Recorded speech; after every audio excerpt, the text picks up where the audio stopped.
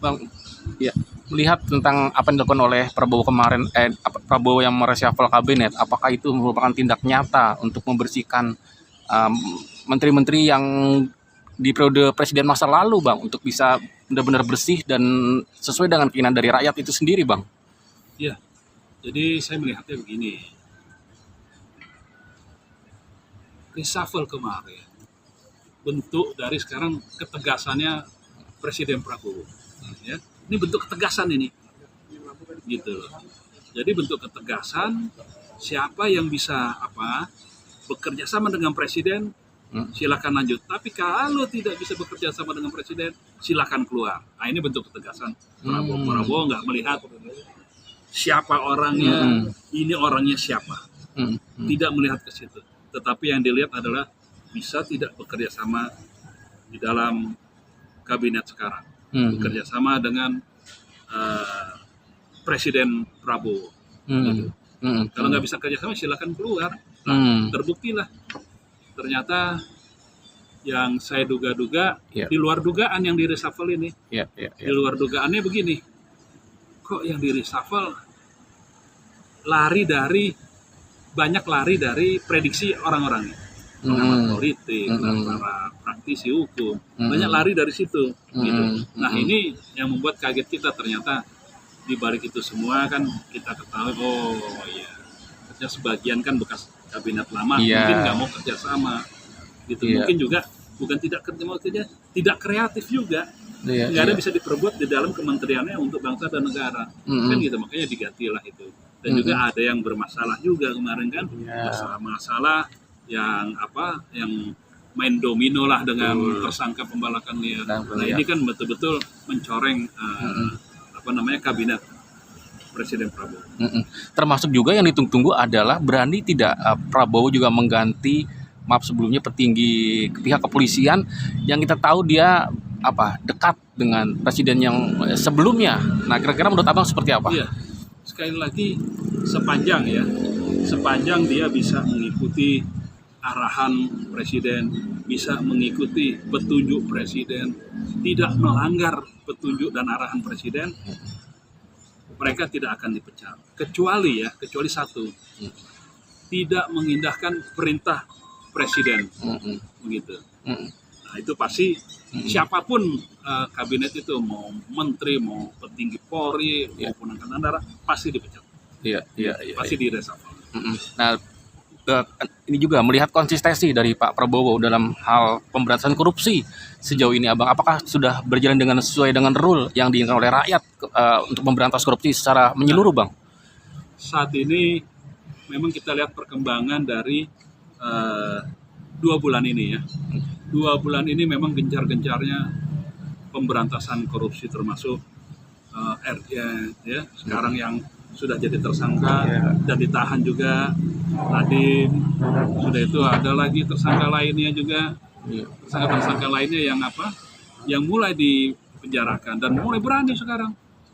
Kayak saya cukup bangga, senang berlomba-lomba antara KPK dengan pihak Kejaksaan Agung. Berlomba-lomba tuh melakukan pemburuan terhadap koruptor. Nah, KPK barusan hari ini menangkap Gubernur Kalimantan Selatan. Artinya sekarang memang lagi gencar-gencarnya melakukan operasi terhadap para koruptor. Nah, ini saya melihatnya ada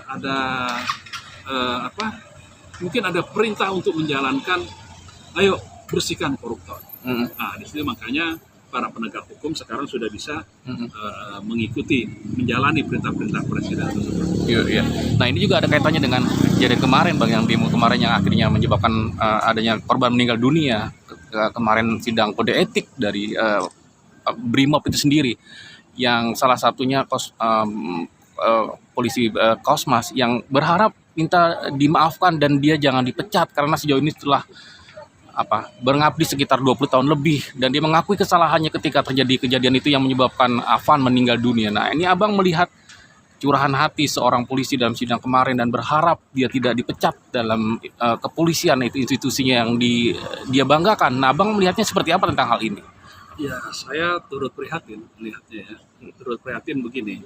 Turut prihatinnya memang saya lihat eh, yang bersangkutan itu telah mengabdi 25 tahun dan banyak iya, membela untuk kepentingan bangsa dan negara. iya.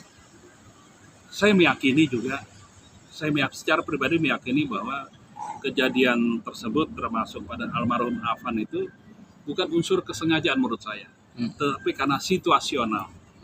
Ya, nah ini yang juga sebenarnya menjadi catatan. Tetapi kalau tidak dipecat, mungkin rakyat akan marah. Makanya para hakim yang menyidangkan kode etik itu harus mengambil keputusan berani, tapi mengorbankan orang. Iya, Nah, iya, iya. tidak dipertimbangkan sama sekali selama dia menjabat. Iya. Sementara situasional pada saat kejadian, kondisi waktu saat kejadian itu, mereka tidak melihat begini, tidak melihat kalau dia harus berhenti, Iya. menjadi bisa dibakar juga hidup-hidup tuh. Di dalam mobil ada berapa? 6 atau 8 Iya, orang itu. betul. Nah itu bisa mati dalam mobil semua itu kalau dia berhenti. Nah situasi kan sudah marah itu semua orang juga. Nah jadi pertanyaan satu, kok bisa? Itu kan mau ke Makobrimob, depan Makobrimob itu. Kok bisa Makobrimob diacak-acak gitu, diubrak-abrik sama demo. Biasanya kan ya pada takut lah Makobrimob lah. Betul. Gitu. Iya, Satu Brimob bisa ngadapin 10 orang juga masih berani tuh. Tapi kali ini satu Mako Polda diserbu oleh masa itu. Nah, sekali lagi kaitannya dengan pelaku kejadian itu Kompol Kosmas dengan Kompol Kosmas itu ya coba ajukan banding lah. Kan masih ada upaya hukum lainnya. Mudah-mudahan bisa didengar ya. Mudah-mudahan ada pertimbangan lain. Saran saya coba lakukan banding. Kan di mahkamah tuh ada masih ada dapat kesempatan untuk mengajukan banding. Iya, udah. Oke, sip.